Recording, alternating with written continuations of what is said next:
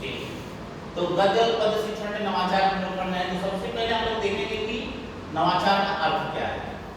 और नवाचार का अर्थ जब हम समझ जाएंगे तो निश्चित रूप से हम देखेंगे कि ये नवाचार के जो फॉर्मेट बनेंगे हमारे सामने, इस पर हम लोग चर्चा करेंगे विशेष रूप से। फिर इसके परिभाषा पर हम लोग विचार करेंगे। तो अभी हम लोग देखें कि नवाचार का अर्थ क्या है। नवाचार दो शब्द, ये दोनों आगे बता रहे हैं, ये दो शब्दों से मिलकर बना है। एक नव है और एक है आचार। नव क्या है? नव का मतलब नवीन, नया, और आचार का मतलब आचरण या परिवर्तन। क्या नया किया, क्या नया परिवर्तन हुआ। अब इसी को अंग्रेजी में देखिए, इंग्लिश में कहते हैं कि इनोवेट करना। इनोवेट क्या है कि हिंदी में भी देखें तो ज्यादा ठीक रहेगा, नवीनता लाना।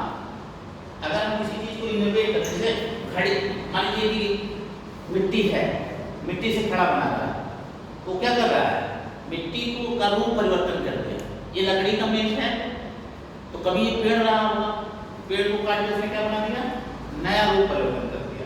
तो ये जो नया रूप, यही नवीनता लाना है। ये लकड़ी पहले से मौजूद थी इस प्रकृति में, ऐसा नहीं है कि हम लाए हैं लकड़ी, हमने नहीं लाया।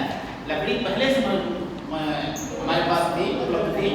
इसका रूप परिवर्तन किया कारपेंटर ने, उसने इसको बदल दिया, टेबल के रूप में बना दिया। तो ये जो नवीनता है, नवीनता लाना ही इनोवेशन का काम है।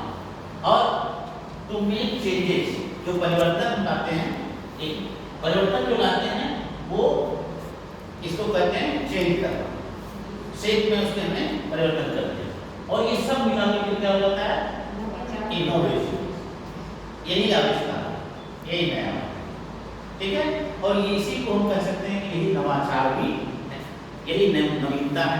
तो जब हम अपने शिक्षण कार्य में इस तरह की कोई नवीनता लाते हैं जो पुरानी पद्धतियों के अलावा कुछ नया बदल के लाते हैं, तो वही नवाचार कहा जाएगा, या उसे ही हम नवाचार